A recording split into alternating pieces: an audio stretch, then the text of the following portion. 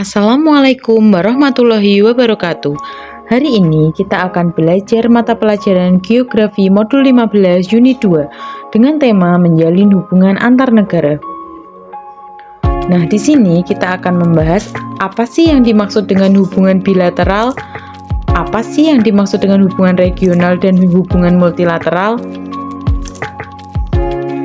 Kerjasama internasional adalah usaha yang dilakukan suatu negara yang menyangkut aspek bilateral, regional, dan internasional untuk mencapai kesepakatan dan tujuan bersama. Bentuk-bentuk kerjasama internasional tersebut dilakukan oleh negara-negara yang biasa disebut dengan kerjasama bilateral, kerjasama regional, dan kerjasama multilateral. Mari kita bahas satu persatu. Yang pertama yaitu kerjasama bilateral. Kerjasama bilateral adalah hubungan antara dua negara yang tujuannya saling menguntungkan kedua belah pihak.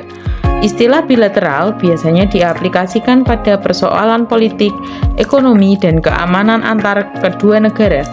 Kerjasama bilateral biasanya dilaksanakan antara negara satu dengan yang lain.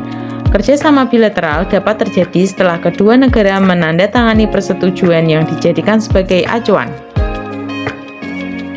Contoh hubungan bilateral. Yang pertama yaitu kerjasama Indonesia dengan Singapura. Indonesia dan Singapura mengembangkan kerjasama promosi dan tujuan wisata di kedua negara tersebut. Hal ini dilakukan dengan tujuan untuk meningkatkan jumlah wisatawan yang datang ke Indonesia dan Singapura. Yang kedua, kerjasama Indonesia dengan Malaysia. Yang pertama, kerjasama dalam bidang pendidikan, yaitu dengan memperbanyak jumlah sekolah Indonesia di wilayah Malaysia serta memperbanyak jumlah tenaga pengajar Indonesia pada sekolah tersebut dengan mengadakan pertukaran pelajar setiap tahunnya.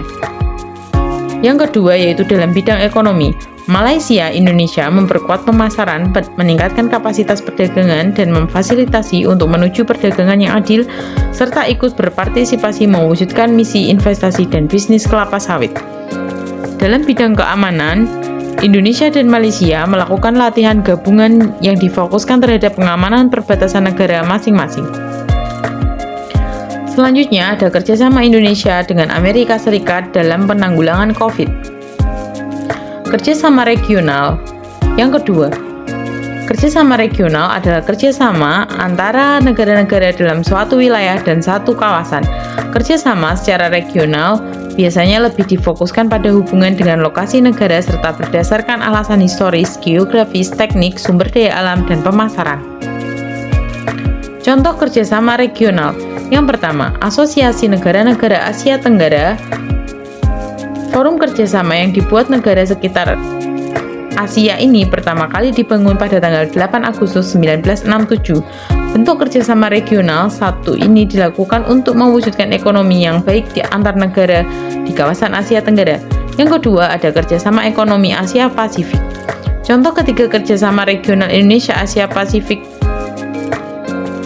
Economic Cooperation atau APEC.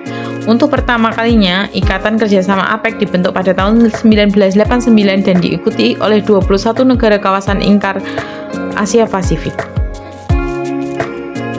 Yang ketiga yaitu kerjasama multilateral. Kerjasama multilateral merupakan kerjasama yang dilakukan oleh lebih dari dua negara atau kerjasama yang dilakukan antar negara dengan lembaga internasional. Kerjasama multilateral biasanya hanya mengatur hal-hal yang menyangkut kepentingan umum dan bersifat terbuka. Contoh kerjasama multilateral.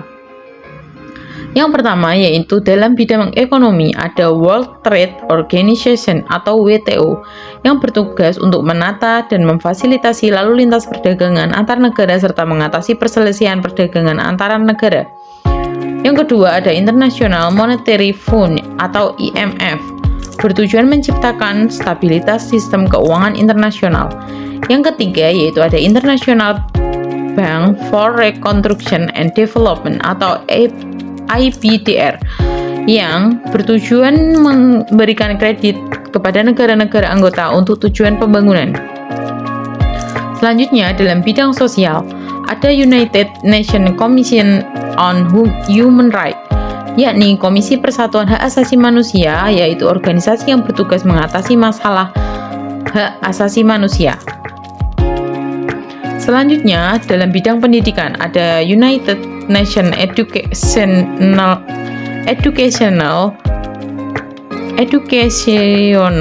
Science and Culture Organization atau UNESCO, organisasi yang bertugas memajukan kerjasama antar bangsa di bidang pendidikan, pengetahuan, dan kebudayaan.